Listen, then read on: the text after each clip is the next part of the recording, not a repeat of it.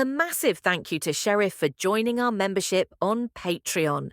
Your support means the world and helps us continue bringing you high-quality content. To everyone else who's been thinking about supporting the channel, now's the perfect time to join our exclusive community. For just $16, you get access to behind-the-scenes content, extra updates, and the chance to be part of something special. Your support keeps us growing, and we couldn't do it without you. The link is down in the description box, and who knows, you might get a special shout-out each time we choose to load a video. Hello, and welcome to Rory Sutherland's On Brand, brought to you by Alf Insight. In each episode, we'll talk to the big names from the world of advertising, marketing and media to dissect and debate success, ingenuity and the future possibilities for our industry. Alf Insight has been bringing the media and marketing industry together for over 30 years through data and insight on the leading brands. And appropriate enough to celebrate and recognise the success of media sales and business development professionals within the industry, Alf has now launched a new set of awards showcasing the best teams, the best sales leaders, the rising stars and more. So if you want to enter and see your commercial team as one of the best, you can now visit alfawards.com. Once again, that's alfawards.com. Today, I'm delighted to say I'm joined by David Sandström, who's the Chief Marketing Officer for the Buy Now, Pay Later company, Klarna. The business was founded in Sweden in 2005, would you believe it, and now has an active consumer base of over 90 million global users, performing around 2 million transactions a day. It's astonishing. David, welcome to the podcast. Thank you. Now, it's very interesting that there will always be some kind of pushback against the idea of buy now, pay later. But I will say one thing up front, which I think is worth making the point. It is kind of crazy that businesses, retail businesses, that can probably borrow at 3 or 4%, are making their consumers pay credit card interest rates of 15 to 20% in order to defer payment. And so if I'm right, the way I understand it is that the way Klarna works is that the retailer pays you a small amount of money, essentially to allow the consumer to defer payment, typically for 3 months, is that right? And there are various options you offer, which is you can split the payment into 3, so you pay a set amount every month for 3 months, or you can simply delay a payment. What's the relative popularity of the different modes of payment? It really depends on what you're purchasing, right? So if you're purchasing a pizza, it's probably not good to defer the payment, right? You should pay up front with what we call pay now. It's a simple paying for things solution, right? Whilst if you buy something that has longevity, so a flat screen TV, or a TV is called nowadays, not flat screen anymore. Everything is flat screen. That has a longevity for 12 months or 24 months, it might make sense to split the payment over the same period of time, right? Well, I would argue it makes complete sense, which is if you buy a sofa or television, you enjoy it over time. Yeah. So paying for it up front is to some extent unnecessary front weighting of the cost versus the utility. Exactly. But you see that for clothing as well. Like we have the product of paying later, which basically means you get the product first and you pay 30 days later. And that's not only about deferring a payment. That is actually about getting the product first, being able to inspect the product, test the product, see, feel, try the product before you pay, right? Because to some extent, it doesn't make sense that you buy a pair of sneakers, you pay up front, and if you decide to return them, it takes you 2 weeks to get your money back. It's your money. It's not a digitally optimized system that we're living in. Taking one step back, Rory, I mean, the financial industry and the financial system in itself is one of the most broken systems in the world. And we're trying to fix a small piece of that. I thought it would be easier, and I thought that people would be more welcoming, politicians and regulators. But we have some work to do. And it's interesting in a way, which is that, and marketers tend to be, obviously, people who make marketing and business decisions tend to be, earning well above median income at the top. And one of the things I think they totally underplay is the extent to which maybe 50%, maybe 30% of the population, even in highly developed economies, are cash flow constrained. Yeah. So one of the problems you would face, for example, would be, let's say you ordered something and it failed to arrive. Well, for the period in which you were sorting out the problem, you would be unable to buy anything else, including a replacement, for example. Exactly. And I mean, in a perfect world, I guess you'd actually pay on delivery for mail order. Now, the problem with that is that the logging of delivery by delivery companies isn't sufficiently reliable, that you would end up with 5% of people pretending they'd never got something, essentially. But it is, in a sense, it's a hangover from mail order that you pay in advance and get later. And in many ways, it's kind of unnatural. Now, not everybody is successful here. So I think PayPal does have a kind of deferred... they might be actually getting rid of their deferred payment system. Is that right? Because they had a buy now, pay later option. They're actually launching it now. A pure Klarna rip-off is a hard word, but a pure Klarna copy. They're launching that right now in almost all of their markets. So, I mean, the popularity amongst consumers and the appetite for a new way of paying for things that is optimized for mobile, that is optimized for online, that is optimized for new kind of behavior makes sense, right? We've connected the cycle of payments to the local cycle of salaries, right? So salary payouts are often connected to our cycle. That is why our product in the UK is pay in 3 and the product in the US is pay in 4, because you get paid every other week, usually in the US, right? So we try to connect it to human behavior. We try to connect it to mobile. We try to connect it to things that make sense, right? So there is a huge consumer appetite for what we have to offer. But we're still facing resistance to some extent, right? And I, Rory, think the reason for that is, if we look at this industry bluntly, which is a crazy industry, the world is paying $8 trillion yearly to pay. Like, it costs the world $8 trillion yearly to transfer money, to manage money, to admin money, right? It is absolutely bonkers, right? And there are a lot of companies that make, obviously, tons of money here. And they have lobbying organizations that are bigger than our entire workforce.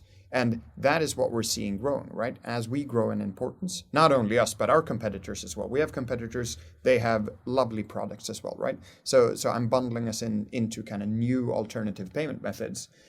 It is met with a kind of resistance that I'm not used to. And the other thing you offer, which, by the way, is why I quite often use Klarna. One of the important social problems I think you solve is this cash flow problem, where it's only recently that economists have kind of noticed that, oddly, it's expensive being poor. Because cash flow constrains you to buy... there's an argument, which is one of the reasons poorer people tend to smoke, is that although it's unbelievably expensive, it's affordable on a day-by-day basis. It's a recurrence of cheap treats, if you like. And so, as a result, you are forced by cash flow constraints to buy things that are cheaper and inferior than the things you would buy if you were able to smooth the payments out. And I think that one of the important things you do here is you do actually solve that problem to an extent. In other words, the number of decisions, I think, purchase decisions that are driven by cash flow in a large proportion of the population, rather than driven by what you might call long-term value, I think is still too high. There is an accusation which I think you occasionally face, which is that, not necessarily you, by the way, I think Klarna is generally better in this field, but some of the buy now, pay later companies are accused of profiting more from late payment fees than they do from their core product. Is that an issue in the category as a whole? It has been in the past, but I do think I think those accusations are quite empty. In most of the markets, we don't even have late payment fees or what we call negative fees, right? Yeah. The thing is, the big difference between us and a credit card company is that we have aligned business objectives with the consumer, right? So when a consumer repays us, we make money. When a consumer doesn't repay us, we get losses, which is bad for us, right? If you look at credit card companies, they do not want you to repay. They want you to repay a small proportion of what you owe and put the rest on what we call revolving credit. So that then gets transferred into the next month, and you would have a compounding effect of that over time. And revolving credit is amongst the most vicious things there are. Yeah, I completely agree. By the way, as a behavioral science guy, one of the things, the brain completely underestimates the compounding effect. Yeah, exactly. It is like that is what you never get out of, right? I've been in the Yeah. industry for 6 years, which isn't too long, right? But I still can't figure out my Amex bill. I get an Amex bill, I know I own X, but they ask me to pay a tenth of X or a fifth of X, right? And then you start understanding, okay, what happens if why wouldn't they want me to repay the full amount I owe? Is it because they're super nice and think they want to help me somehow? Or might there be different objectives on the back end? And obviously they are, right? So what I'm saying is that most buy now, pay later companies, we have aligned objectives with our consumers. A consumer that repays us is a good consumer, because actually what we want people to buy the next thing with Klarna as well, and then the next thing with Klarna as well, right? Whilst the credit card companies, they do not want you to repay. I mean, I think the extent to which the default minimum payment on credit cards was set at a level where even if you cut up your credit card, okay, it would take you something like 15 years or 20 years to repay the principal amount. Yeah. I think that was an abomination. I'm amazed that government allowed that to happen. I mean, one tip I can give to all our listeners, by the way, is on all your credit cards, you need a bit of credit, but you can set a default minimum payment that's much higher. Now, I always assumed that if I set an £800 monthly payment to my credit card, that I'd have the problem that if I didn't use the credit card, I'd get into credit, and then the credit card would end up owing me money and it would be a mess. That's not true. If you set it at £800 and you only owe them £200, you only pay £200. And that's one of the simplest things you can do financially to sort your shit out, folks. Because it is, it's inertia, essentially. People go, oh, well, I've had a bit of an expensive month. I can't be bothered to make this payment, so I'll just let it roll on, the minimum level of direct debit. And I mean, it also struck me as odd, by the way. This doesn't apply so much in the contactless world, but I suggested to several of our financial clients, you could give credit cards 2 separate PIN numbers, or 3, okay? And one of them is pay immediately for a pizza. Because you don't want to buy, you quite rightly said, you don't want to borrow money to buy a pizza. You consume it, it's gone, okay? Right? You probably do want to borrow money to buy a car, and you may want to borrow money to buy furniture or televisions or clothing, for example. And the interesting thing there is that no credit card offered you a choice of pay it all off, let it roll, and pay it off in 4. Now, that would have been technologically quite easy for credit card companies to do, but it wasn't in their interest to do so. No. And that is what we're building, Rory. Or rather, what we're building is not that advanced. What we're saying is that you will set an amount in the app. So our card is obviously connected to the app since we're a tech company. So we'll set an amount in the app saying anything below $100, I want to pay immediately. Everything above $100, I want to put on my Klarna account. Right? So we're trying to approach that as well. So I think that makes a ton of sense. But I also want to stress that I do think a lot of the success with Klarna doesn't come from the fact that we offer a more modern and consumer-friendly credit. It is the convenience part. Every time we survey consumers about anything, convenience trumps all the lists, right? Everything comes down to convenience. The hassle of getting your credit card, the hassle of not being pre-filled, the hassle of, easy returns or stuff like that. I wouldn't call people lazy, but you and your knowledge, you probably have a better word for it. But convenience we're cognitive misers. Yeah. And you're absolutely, I mean, one of the little details I noticed when using Klarna is that when you type in your 6-digit code, which has been texted to your phone, you don't even have to press enter or return. Once you enter the 6th digit correctly, you go. Tiny little things like that, actually, when compounded, make a huge difference. Yeah. And we actually try to measure. We haven't found a good way of doing this, but at the core of what we promise is that we want to save people money, right? We do that in a variety of ways: fairer terms and conditions, fairer APRs, but also giving people good deals and stuff like that. But we also want to save people time. So we've started, and I'm happy to take your input on that as well. Like, how can we actually, in a scientific way, measure how much time we save people, right? We did this small thought experiment of how much time I've spent in the recent 5 years of clicking accept all cookies. Like even if it takes me 1, maybe 2 seconds, if I'm slow, it takes me 2 seconds every time I press accept all cookies on every freaking website, right? Yeah. I've probably spent a day or two. I've probably spent a day or two on that. It's actually worse because I often actually browse the web on a huge 55-inch 4K TV. And the accept all cookies button is literally 4 feet away, okay? And often I don't notice it, so I can't understand why the web page isn't working. So it wastes me a frustrated minute before I notice there's a... was that the EU who is responsible for that? I mean, it was both appallingly misconceived legislation, which doesn't protect the consumer at all, by the way, because you're so frustrated you just click accept all cookies, even if you're I'd basically click accept all cookies if I were visiting the fucking KGB website, right? Not that it's called something else now, they've rebranded it, haven't they?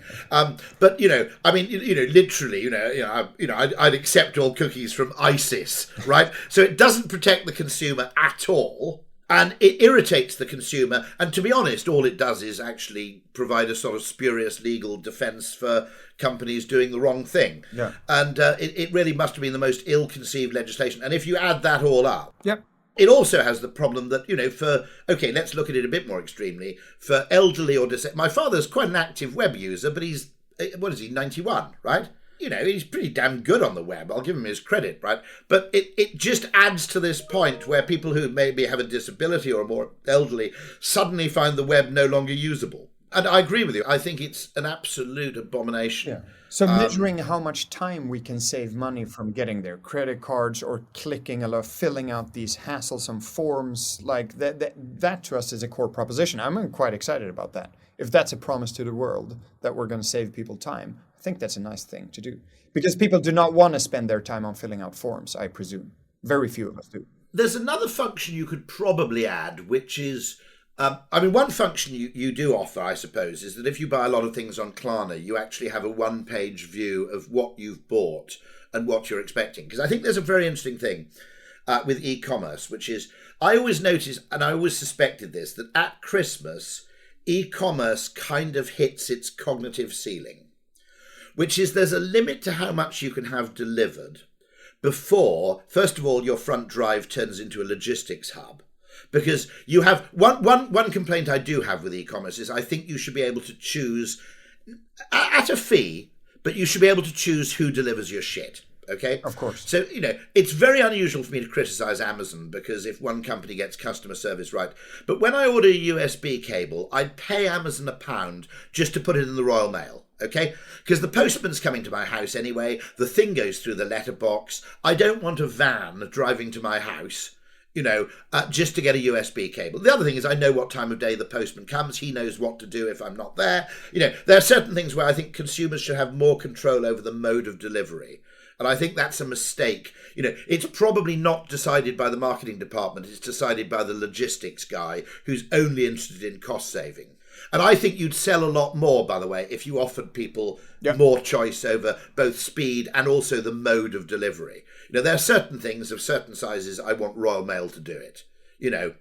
I like my postman. He's a nice guy. And, he knows exactly what to do under unusual circumstances. And I also think there's a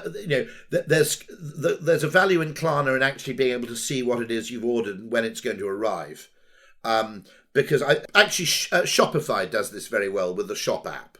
Because I think there's a natural cognitive limit, and I think at Christmas many consumers hit it, which is I can't order anything more online because I genuinely can't cope with keeping track of all this stuff anymore.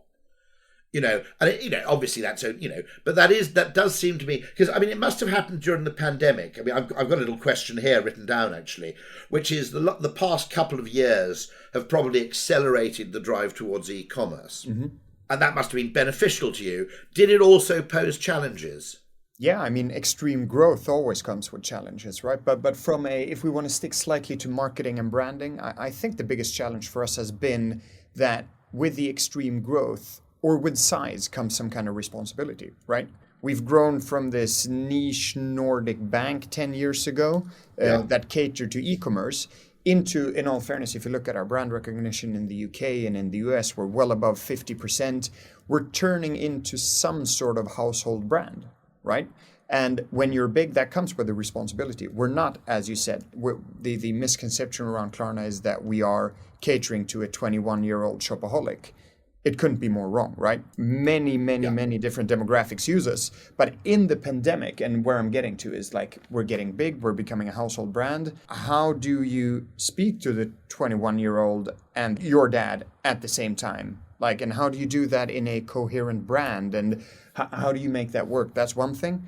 The expansion across, we're now live in 20 markets, expanding into new markets on a monthly basis. The age-old question around centralized brand versus regional and localized brand. And when it comes to payments, Rory, money is highly regional, right? There is a reason we don't have a lot of global consumer banks, because payments used to be you went to your bank in your local town.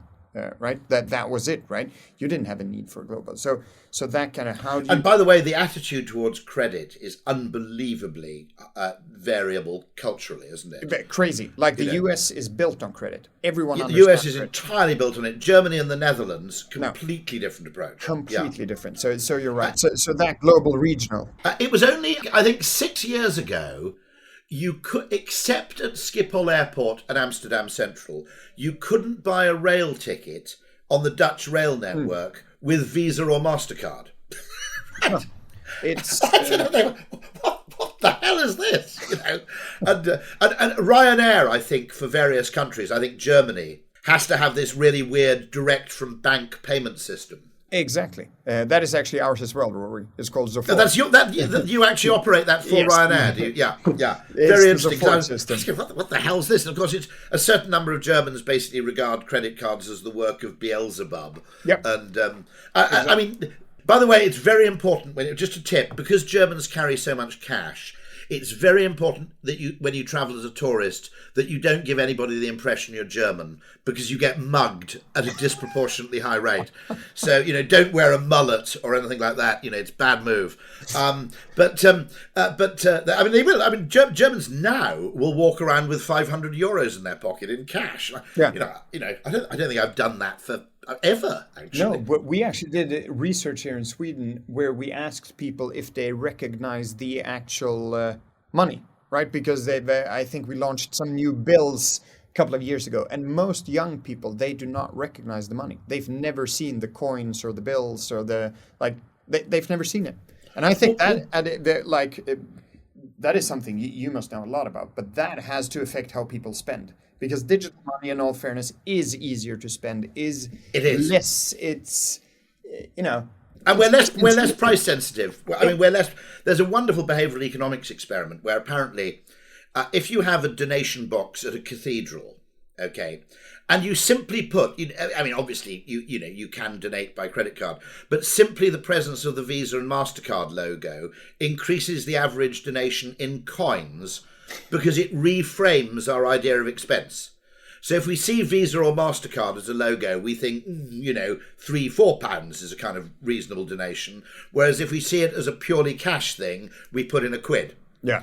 And so you're absolutely right. And actually, this has probably contributed quite significantly to the extraordinary growth of premiumization. Mm-hmm. Even in things like packaged goods brands, you notice that a lot of the growth of the big packaged goods manufacturers have come through premiumization. And a part of that is probably, by the way, I think cash was slightly biased towards spending too little. Because you thought you didn't buy things not because you didn't want them or they weren't worth it, but you were frightened of running out of cash. Mm-hmm. You actually handed over a physical thing, and credit cards are probably